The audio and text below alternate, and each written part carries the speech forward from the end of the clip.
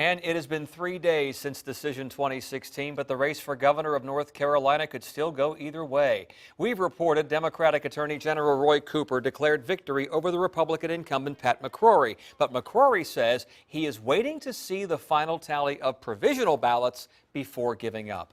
New tonight, 10 on your side's Joe Fisher went to North Carolina.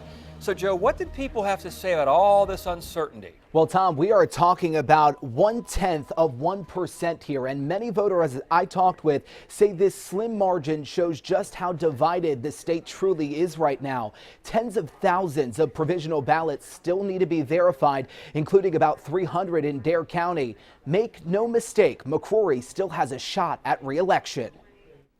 Less than 5,000 votes. That's what separates the top two candidates in North Carolina's highly watched gubernatorial election. I think the race being close is very exciting. It says something about our country and how, people are kind of undecided. They're, one way or the other. Pat McCrory trails Attorney General Roy Cooper, but election officials say about 60,000 provisional ballots still need to be approved or denied. A provisional ballot is given to voters when election officials are unable to verify a person's registration at the polls.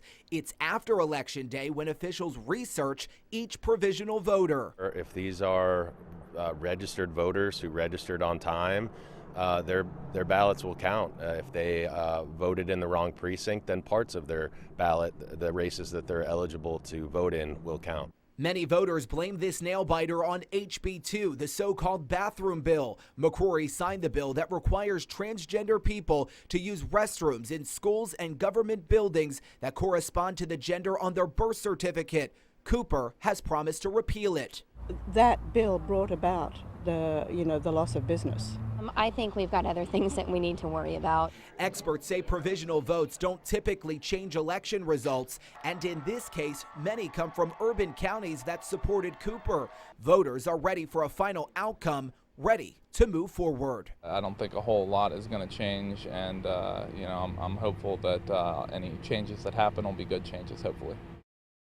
More than 4.5 million people voted in North Carolina, and like you see here, down to 5,000 votes. County election offices have until next Friday, November 18th, to submit any legitimate provisional ballots. If either candidate is trailing by less than 10,000 votes, they may demand a recount. We're in the Live Center tonight. I'm Joe Fisher, 10 on your side.